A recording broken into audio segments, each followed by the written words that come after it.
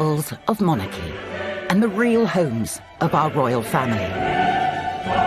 But what really goes on inside? Join us as we peek through the royal keyhole and discover what lies behind the gilded gates of Buckingham Palace. There's a Coutts ATM in the basement, should the Queen ever decide she does need to carry cash. Kensington Palace. It's believed to have cost £4.5 million to renovate this 20-room apartment. And Windsor Castle. A bell would be rung and the princesses with their nanny would rush down to the dungeons, which were described as beetle-infested. We reveal the hidden stories of these iconic buildings. From the royal upholsterer... It was something like you'd see on Downton Abbey. There were just staff everywhere. ...to the provider of royal cots. I was very surprised, actually, how relaxed the visit was. And Prince Charles's party designer. And he said, would I just go in and make the place look a bit different? We unearth dark palace histories. They hold a gun to her pregnant stomach and they stab him and throw him down the stairs. And hear from those who've lived and worked within their walls. I remember kind of turning round and the Queen was behind me. And I remember thinking, help. These are the secrets of the royal palaces.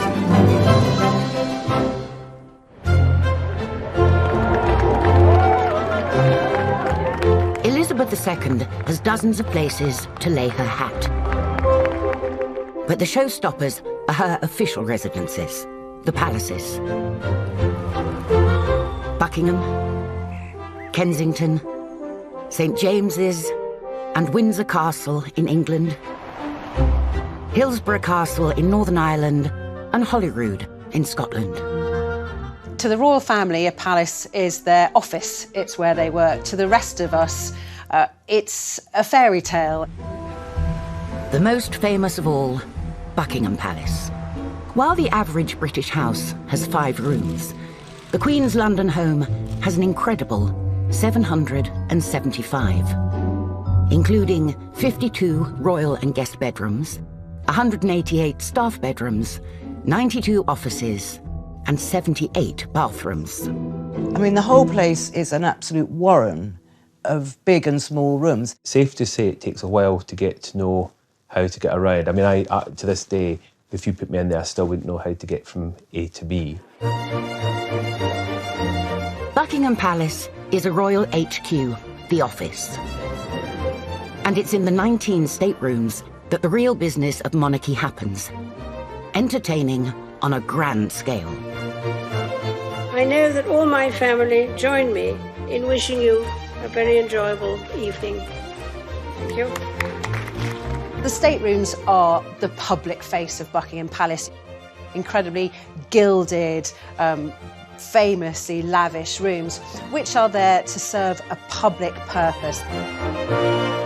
And the royals have a secret trick up their sleeve to make them appear extra grand. There's a lot of mirrors around, and I remember asking somebody, why so many mirrors? And it was to give the sense that it's even bigger than what it already is. The ballroom is the largest room in the palace, with a ceiling the height of 3 double-decker buses. In the ballroom is used primarily for investitures, which happen about 25 times a year. There's people who are awarded honours. It's also where most state banquets are held. If you find laying the table a chore, spare a thought for the staff here. The average host would have 6 guests for dinner. Imagine preparing the room for a visiting head of state and 150 dignitaries. It takes an entire week. Another world-famous part of the palace is the throne room. The throne room, it's the room where both Kate and William's wedding photographs were taken. But also, William's grandmother, the Queen, and Prince Philip, their wedding photos were taken in that room. The thrones, or chairs of estate, if you're in the know, were specially made for the Queen's coronation in 1953. The Queen moves past them on her way to the chair of estate, which she is to occupy for the early part of the ceremony. But there have been other bums on these royal seats. In a recent interview, actor Ian McKellen lets us in on what he and Judi Dench got up to at a palace function. We went on dancing round the corner and found ourselves behind the band. And there, behind this sort of partition, was the thrones. Oh, wow. So we sat on them.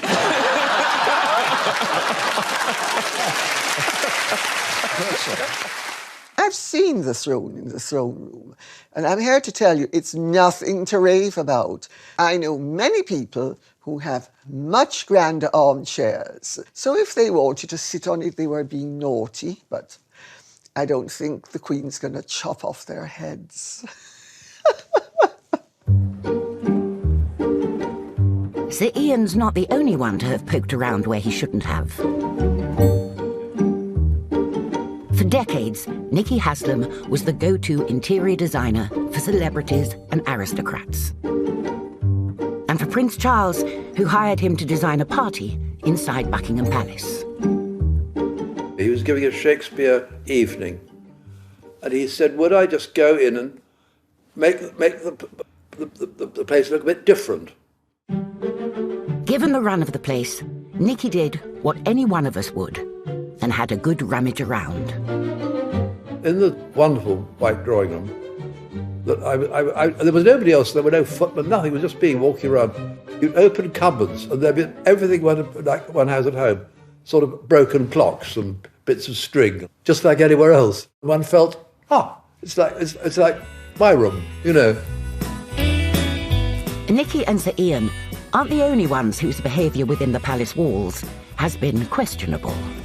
There are, of course, some delightfully funny stories about famous people behaving badly at Buckingham Palace. Most notably, of course, we have the Beatles, who admitted to smoking cannabis in the loos at Buckingham Palace. And we know that Vivienne Westwood went commando, or underwear-free, when she was herself in front of the Queen receiving an honour at Buckingham Palace. Margaret Taylor would never countenance such misbehaviour. She's a Royal Palace's superfan. Welcome to Heritage House. Let me show you around my collection. Here we have Meghan and Harry. Margaret visits each of the main palaces several times a year. I think Buckingham Palace is the grandest one of all. There's something magical about it. The beautiful carpets, the beautiful pictures, paintings, the gilt, the gold. I mean, you just know you're in a royal palace. This is Her Majesty's area here, plus up here, all my coronation mugs. I could fill the whole house with Her Majesty's stuff. It's brilliant. I think the real reason why the palaces play such a big part in our lives is because history comes alive there. Margaret's just one of 50,000 people who visit Buckingham Palace every year. But with a working HQ of 800 staff, the real surprises lurk behind what the public see. Post office, there's a chapel, there is a doctor's surgery that's actually kitted out for genuine surgical procedures if there's an emergency. There's a swimming pool. When I was working there, I used it regularly. I used it every day, but then I gave up after a while because Princess Margaret used to use it. There's a Coutts ATM in the basement, should the Queen ever decide she does need to carry cash. There used to be a staff bar. It was got rid of a few years ago because the staff were getting a little bit worse for wear during the course of the day. Luckily, Her Majesty has ways of avoiding her squiffy servants. I remember once watching the Queen walking towards what I thought was a mirror and a table and thinking, what's going to happen? You know, what's she going to do? And as she walked up to it, it opened and through she went. Behind the mirror, a genuine secret passageway, leading to the Queen's private apartments. The Queen has to have a secret passage. She can't trail through miles and miles of corridors with people gawping at her. On that side table that's attached to the mirror, all the ornaments and so on are glued on so nothing will fall off as the door is opened. Coming up, we reveal why William's behaviour at Buckingham Palace got him a right royal telling off. During the balcony appearance at Trooping the Colour, he was bending down talking to George. And we don't do that. And the horrible secrets hidden beneath Windsor Castle. The princesses, with their nanny and other staff members, would rush down to the dungeons, which were described as beetle-infested.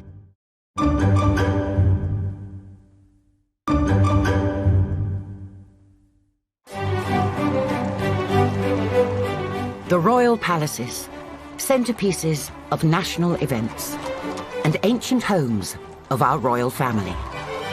Or not so ancient. Because, despite being such an established HQ, Buckingham Palace is a relatively new build. Architecturally, Buckingham Palace started off as a very beautiful house, arguably the most beautiful in England, and it gradually got worse. Built for the Duke of Buckingham at the end of the 17th century, it became a royal residence when George III bought it in 1761, transforming it into the palace that is still visible from the garden. This great spread has engulfed old Buckingham House. For his granddaughter, Queen Victoria, the existing palace wasn't enough, so she added a huge new wing in front of it. You end up with something which is a monster, frankly. The next to have a tinker was George V. He decided to fix the bodged job by adding a new facade of Portland stone, creating the palace we see today. Scaffolding came down summer 1913, blistering, bright stone, new Baroque palace. The royals had the appearance, the semblance of a great European power, finally.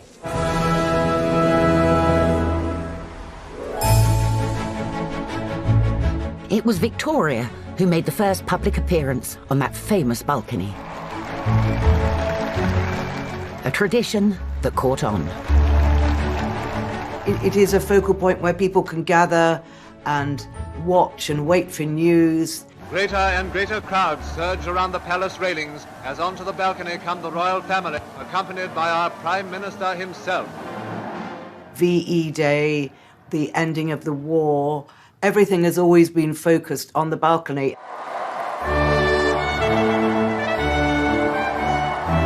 Of course, so many iconic moments. Whether it's, the kiss after Charles and Diana's wedding. The crowd called, "Kiss her, kiss her." So that's the first public royal kiss.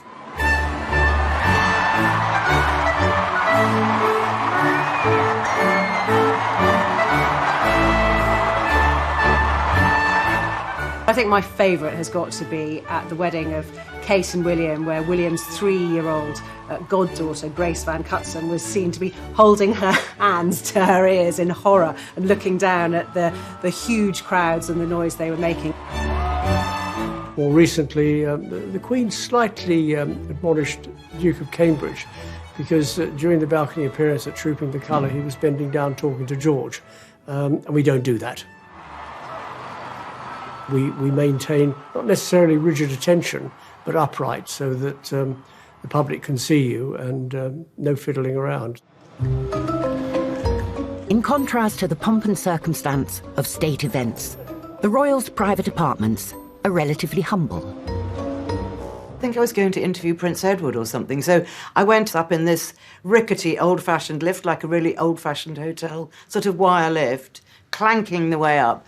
And then I noticed when I got out that they had these very, very long corridors. And there was a sort of toy horse, a sort of pushing horse. And I thought, God, I wonder if that ever belonged to the Queen. It's not just the interior of the building that can seem a little dilapidated. In some places, the outside is crumbling away. Bits of masonry falling off the parapet of the roof. I saw a piece narrowly miss the Princess Royal quite a number of years ago. It would be too embarrassing if a bit of masonry fell onto the head of a treasured head of state. And even more embarrassing if it fell onto the head of state who nobody liked. It's true. Can you imagine? Bit of masonry falling on poor Donald Trump's head.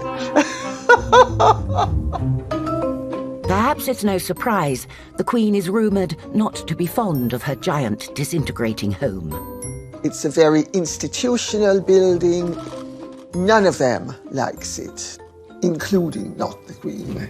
No, it's not true. The Queen doesn't like Buckingham Palace. It's just that it is part of the job, goes with the territory. She is head of state, and she lives at Buckingham Palace when she's working in London. To escape the office, most weekends the Queen goes to relax at her home near Slough, Windsor Castle. It might not be a palace by name, but it's bigger and grander than any other royal residence. I think Windsor Castle is very much what everyone kind of imagines a queen walking to live in. It's the fairy tale, isn't it? The kind of that thing that people associate with royalty. Windsor Castle is the oldest castle in the world that's been continually lived in. 39 or 40 monarchs have lived there. It's an extraordinary place. And enormous. Windsor is even bigger than Buckingham Palace, with 1,000 rooms spread over 13 acres. William the Conqueror began the building in 1066. But a lot of it is a 200-year-old fake, thanks to George IV. He found the walls too low. He found there weren't enough crenellations, all the castle-y bits you expect. And so this was raised by a whole story and added towers, one over here, and given much more dramatic, picturesque value. That's what gives us the impression of Windsor today, is 19th century romanticism, looking back on the Middle Ages, thinking, I want that, but essentially on steroids. Just as at Buckingham Palace, royal ceremony is centred on Windsor's state apartments. The most impressive of which is St. George's Hall. This room alone has 7 times the floor space of an entire average British home. There's a sort of magic about it when there is a state visit and it happens to be in Windsor. People take an intake of breath when they walk into St. George's Hall because it is so magnificent. You get 170 people around this long table that stretches from one end to the other, and the evening is candlelit. Prince Philip and I are delighted to welcome you to Windsor Castle. Nearby is St. George's Chapel, where some of the most high-profile royal events take place. One of the most amazing experiences was when I attended the wedding of the Prince of Wales and the Duchess of Cornwall as a guest, with members of the royal family, diplomats, celebrities. So it was a fantastic experience. More recently, it was the venue for Harry and Meghan's wedding, watched by a global audience of hundreds of millions.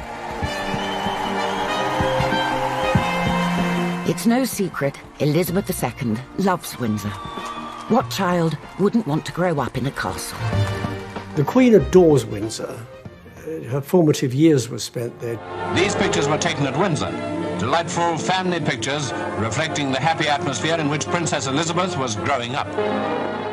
During the war years, she and her sister, Princess Margaret, were down there all the time. When there was the suspicion of, an actual air raid, a bell would be rung in Windsor Castle, and the princesses with their nanny and other staff members would rush down to the dungeons, which were described as beetle-infested. Today, the Queen spends most weekends and Easter at Windsor. But what of the rest of the royal family? Of all the palaces, it's Kensington that is home to the most royals, like a massive royal house share. There is Prince and Princess Michael of Kent. You've got the Duke and Duchess of Gloucester. The Duke of Kent. Eugenie and her new husband in Ivy Cottage. The best known of all is the Duke and Duchess of Cambridge. The Queen's basically a royal letting agent, except she's not making any money out of this at all, and no one has to pay a deposit. One of Kensington Palace's most unusual residents was introduced by King George I after a hunting trip to his native Hanover. His name was Peter the Wild Boy. Peter the Wild Boy was one of the biggest celebrities in 18th century England. He was a small boy, about 11 or so, who was found running naked in the woods and completely feral.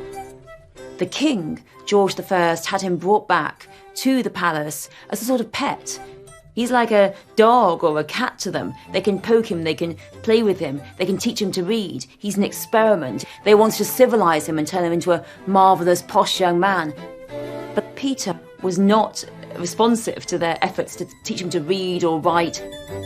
We think he had something called Pitt-Hopkins syndrome, which will make it very difficult to write and speak, so it was almost impossible that he ever would. So after a while, the royal family got a bit bored of him and sent him off to live on a farm. I'm sure he was much happier living on his quiet farm than he ever would have been as a pet, as an object of fascination at Kensington Palace. But there would be other objects of fascination at Kensington. The Queen's sister, Princess Margaret, and her husband would make the palace the centre of a social scene that mixed royalty and celebrity like never before. Princess Margaret and Lord Snowdon were one of the hottest couples of the 60s. Hollywood, Monday, the fourth day of Princess Margaret's tour. They knew the Beatles. They knew Peter Sellers and Britt Ekland. They entertained people like Elizabeth Taylor and Richard Burton. And Kensington Palace has remained a party hub. Until recently, the ultimate celeb royal combo, Meghan and Harry, lived in Nottingham Cottage. The French ambassador, whose home backs onto Kensington Palace, said in a recent interview that it's gotten so much quieter since Harry and Meghan left. We used to see garden parties that went on late into the night, fireworks, all kinds of revelry and fun. And now all we hear are the helicopters coming and going. In contrast, William and Kate have a more outdoorsy lifestyle. The Duke and Duchess of Cambridge have outside space in apartment 1A. They've got a very large walled garden. When you've got 3 children, you can put them out there to play in the warm weather. They are frequently spotted playing with Prince George and Princess Charlotte in the garden, football, looking for spiders, feeding ducks. But don't think all the royals are out playing football. In fact, most share a difficulty with many other of the capital's renters. There is, unfortunately, with most of the apartments, no outside space. Duke and Duchess of Gloucester, for example, they have no outside space. There is a big green opposite. The royal household have tried to make it private by putting a sort of netting along the railings of Kensington Palace Gardens, but, you know, you can see over the top. Coming up, we reveal the Queen's interior design tastes. The Queen is big on chintz. She's big on patterns. She's never seen a pattern that she doesn't want to put next to another pattern. And the very darkest of palace secrets. I heard the German prisoner wailing, "Do kill me." Kensington Palace Gardens was a place where torture went on.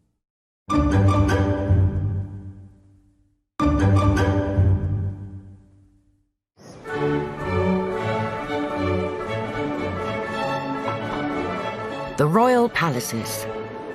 Now, they're the epitome of style and grace. But many hide dark history. During the Second World War, MI19, a branch of military intelligence, commandeered 3 houses on Kensington Palace Gardens, a private road next door to the palace. They became known as the London Cage, a secret interrogation centre for Nazi prisoners of war. Kate Williams has come to the National Archives to find out what was going on there. What I have here is a letter of complaint written by a German prisoner of war who was in the London cage, and it's pretty shocking stuff. He lists a number of different methods here used to get the confession out of him, and they are forms of torture. And he says he's lifted up by his legs, head downwards, dropped on his head, and then 10 buckets of water are poured on his head, and then he's pushed down a flight of stairs with a cudgel, a sort of big truncheon, knocking me in the back so he almost broke all his limbs. And what he makes clear in this letter is that it's not just him. And he says here, at the end of November 1946, I heard the excited voice of a German prisoner wailing all over the house, "Do kill me. I can't stand it any longer. Kill me." At the time, the prisoner's complaints were dismissed. But diaries kept by the head of the London cage proved torture did go on there. He asked his soldier to kneel down, and then I boxed his ears with my open hand. And we had no further trouble with this man in the cage. The shocking secret of the London cage was kept hidden from the public for decades. These men were evil, these men were Nazis, but it was up to us on the other side to be civilized. Officers, soldiers, all kinds of men were tortured there, and this was only a stone's throw from Kensington Palace. The most famous current residents of Kensington Palace are the Cambridges.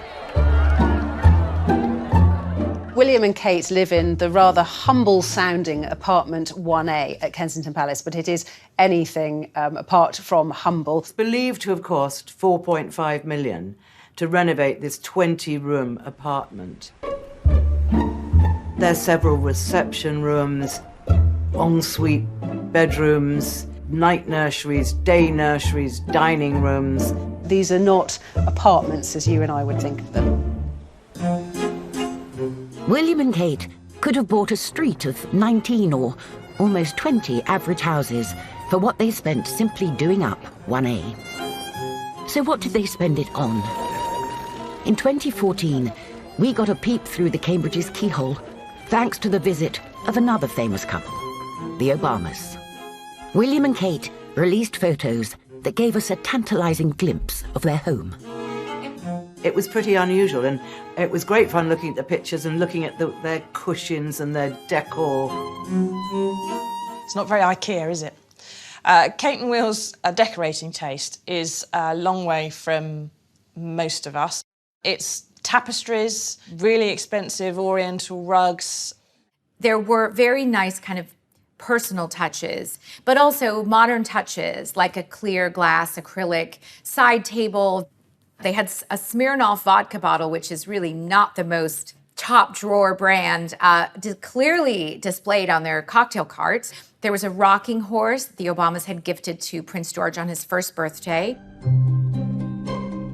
What the children's rooms in 1A look like is a strictly guarded secret.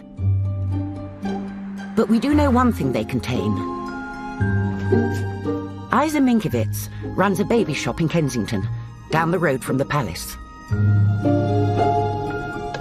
This is Moses Basket. This is a very cozy little place. So it puts a baby at ease when the baby sleeps there. And it was one like this that Kate snapped up 2 months before the arrival of Prince George. So it was actually a rainy day when she came, accompanied by her mum. She was very relaxed, actually, so she took her time looking at various products, browsing through. I was very surprised, actually, how relaxed the visit was. Kate has not been the only royal decorating a nursery recently. Meghan and myself had a baby boy early this morning, a very healthy boy. Mother and baby are doing incredibly well.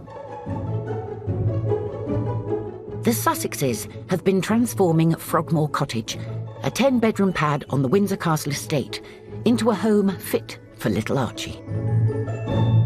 We're told that they spent £150,000 on the nursery for the new baby. We know there's been a new staircase. We know there's a yoga studio. You have what is essentially 5 separate cottages being turned into one residence. We know that in one fiscal year, it was upwards of £2.4 million, but the renovations are still ongoing, so the ultimate cost is going to be far higher. And that hasn't gone down well with everyone. I don't think you can do that kind of thing and not expect to be criticised over renovations. But let's remind everybody, is a completely private property. The public isn't allowed to go and see it like they are with Buckingham Palace.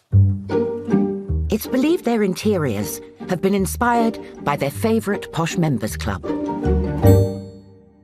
The girl who's been responsible for helping with the renovations is Vicky Charles, and she was formerly of Soho House. So we know that they are very, very keen on that hotel and that style. That's also where Meghan had her hen nights. I think it'll be a little bolder than the way Kate and William would have decorated their house. But what of the Queen's personal style?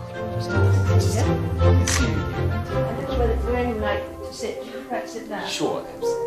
Every now and again, we catch a brief glimpse of Her Majesty's private apartments. The Queen style is just wonderful. It's housewife 50s. And the wonderful thing is that the Queen doesn't really like change, so she never bothers to change the decor. If it works, you just keep it. The Queen is big on chintz. She's big on patterns. She's never seen a pattern that she doesn't want to put next to another pattern. Lots of knickknacks, lots of private photographs, mismatched cushions and rugs, and really not what one might have expected. They show to what extent she is basically very down to earth. There's nothing fantabulous about any of her private apartments. When you are, you don't need to remind yourself of how grand you are. When decorating, unlike us, the royals don't pop down to the local DIY store. They dip into the Royal Collection, one of the largest treasure troves of art in the world. How big is the Royal Collection? How much time have you got? It's a massive collection, over 1 million works of art. It includes 7,000 paintings, 450,000 photos, textiles, tapestries, armour and weapons spread across the royal palaces. You can't put a value on it because nobody knows what the value is. None of it is insured because you can't insure it, because you don't know what the value is. A large part of the royal collection is made up of antique furniture. Now we've got to lash the springs in side to side. For almost 2 decades, Kevin Andrews was summoned regularly to the Queen Mother's Royal Lodge at Windsor. Definitely work that. The only way I could describe it, it was something like you'd see on the TV, like on Downton Abbey. There were just staff everywhere. I mean, gardeners and maintenance men. And we're going to tease the fibre forward. Kevin reupholstered the Queen Mum's furniture in the same way it had been done for centuries. We did all of her bedroom over the course of the summer, and we did a sofa and then the base of her bed, the divan part of it, put new springs in it, all of the horsehair and stuffing that was in it we sent off to be washed and cleaned, and a lot of what came out actually went back in again. So that was quite a big project. That took quite a few weeks to do. As a regular to the royal home, Kevin knew his way around, especially in break times. And I always used to make a point of visiting the kitchens, because you'd never left there without something very well cooked, like a lovely nice sandwich or a pie or a pastry or a cake. But it was a friend of his who had the ultimate royal treatment when it was time for tools down. He was in one of the rooms in Buckingham Palace and dismantling a desk. And the door opened and a woman said, "Well, would you like a cup of tea?" And he said, "Yes, I want a cup of tea in a mug, 2 sugars, builder's tea. I don't want any of that nonsense I had the last time I was here with all that fine china and all that saucer stuff." So she went off and she came back and she said, "I'll put your tea on the table here." And he came out and you can guess who it was. It was the Queen. The best place to see the Queen's personal decorating style is Balmoral Castle, her summer getaway. Owned by the Queen herself, it's not an official palace, but with a 7-storey tower, servants' quarters, and set in 50,000 acres, it certainly looks the part. We know that the Queen and Prince Philip absolutely adore Balmoral. They've both said publicly that they feel they're most relaxed, that they can really switch off there. They both love the outdoorsy lifestyle, all those pictures you see of the Queen with the headscarf on, driving her Land Rover around, full of dogs, riding her horses, walking in the glens. That is the place I think that she loves the most. Despite it being her holiday home, the Queen often hosts prime ministers and dignitaries at Balmoral. Majesty, how wonderful to see you again. But it's also the place ordinary folk are most likely to bump into a royal. It's even happened to my father on one occasion. I was in the car with him and I remember the Queen coming down a lane and we suddenly veered off. Luckily, we survived. I thought we were going to literally go down an embankment or something. But my father was like, it's the Queen, you know? So it does happen. Not only that, but once a year, staff get to mingle with royalty at the Gillies Ball, held in the castle's grand ballroom. I go into the ballroom and it was like something out of a movie. You've got everybody in there looking absolutely amazing. You've got this orchestra playing up above you. The national anthem plays, the royal family walk in, and I remember the Duchess of Cornwall coming across the room to find me, and we did the first dance, and that was already terrifying, and we finished, and I remember kind of turning around as soon as the music stopped, and the Queen was behind me, and I remember thinking, help, what do I do? And of course I nodded my head and said, good evening, Your Majesty, and the music started up and she'd write, and it went like this, and a dance started, went into a reel. And in the reel was the Prince of Wales, the Duchess of Cornwall, myself, the Queen, the Duke of Edinburgh, and one other.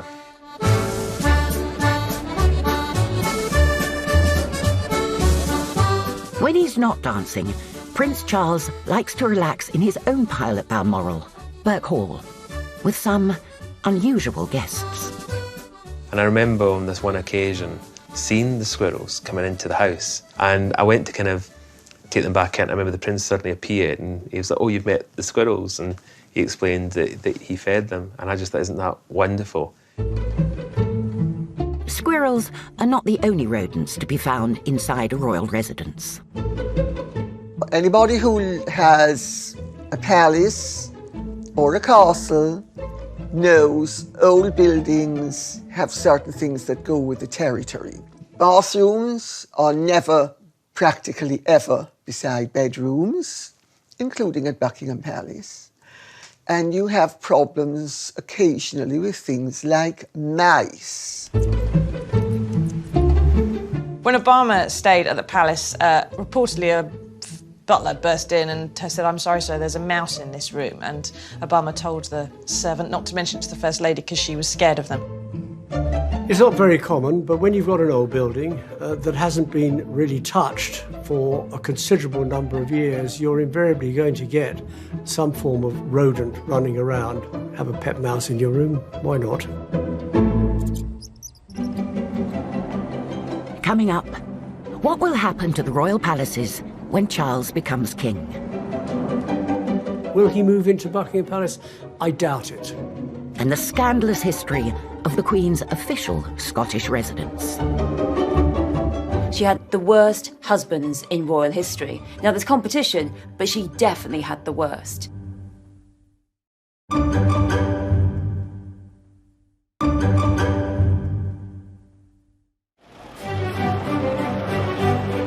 The homes of the British monarchy may be some of the grandest in the world, but some are less lived in than others.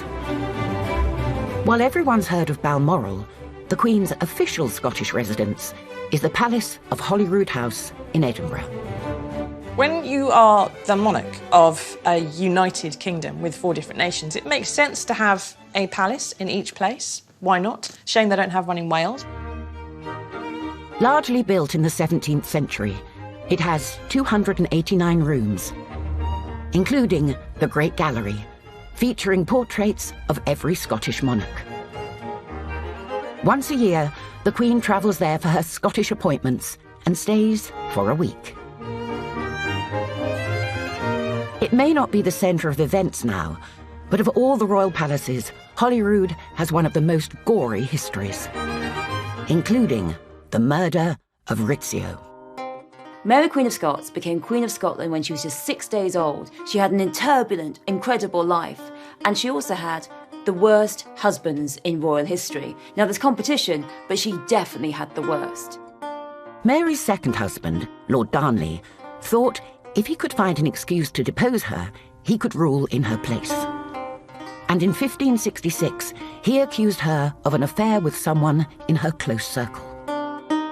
So David Rizzio, he goes everywhere with her. She's very fond of him. One night, Saturday night, in Holyrood, Mary is in her closet with her friends, with Rizzio, and in breaks all these lords, loads of them. She knows them, they all come breaking in. They seize Rizzio, and she tries to get him back, tries to shield him with her skirts. They hold a gun to her pregnant stomach. They drag Rizzio off, and they stab him and throw him down the stairs. So then they take Mary prisoner. She escapes, gets back on the throne. But this is a terrible, bloody night in Scottish history. There was blood all over Mary, blood all over her supper chamber, all over her bedroom, and all over Holyrood.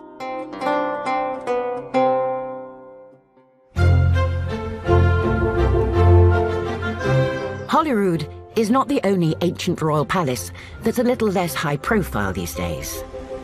Just round the corner from Buckingham Palace lies the much older St. James's Palace. Built by Henry VIII, it was home to kings and queens for 3 centuries. But now, it's mainly an admin centre. It comes really into its own, I suppose, at the time of the accession of the new sovereign, when the Garter King of Arms proclaims new sovereign from the walkway overlooking Friary Court. And now the Palace of St. James, the centre of the Commonwealth, London. The crown is solely and rightfully come to the high and mighty Princess Elizabeth Alexandra Mary. St. James's Chapel Royal has been home to royal christenings, including Prince Louis, and was where Meghan was baptised weeks before her wedding. Attached to St. James's is Clarence House. Built by the future William IV, it was here Princess Elizabeth lived with her family before her accession, and where she would have liked to have remained. We are told that it was Prime Minister of the day, Winston Churchill, who persuaded her that it really was her constitutional duty as head of state to move into Buckingham Palace. For the next 50 years, the Queen Mother would live there. And now, it's the official residence of Prince Charles. Just like his mother, it's believed he would prefer to stay there rather than move around the corner to Royal HQ. Prince Charles has long been rumoured to be rather resistant to the inevitable pressure on him to move into Buckingham Palace when the time comes. It's possible that he would remain in Clarence House and just do all his formal business from Buckingham Palace. Will he move into Buckingham Palace? I doubt it. He'll work out of St. James's Palace and just use Buckingham Palace as headquarters of Monarchy plc. Whoever's on the throne, the royal palaces are central to the work and spectacle of monarchy. Magnificent buildings that reflect the history, grandeur, and enduring appeal of our royal family. Our royal palaces are a part of our history, and as such, they are invaluable. All you've got to do is walk around Buckingham Palace at any time of the day and see thousands of tourists milling around. They're very much part of the country, part of Britain. They're aspirational, aren't they? Most of us are never going to live in anywhere as grand as that, and we like to have a peek inside.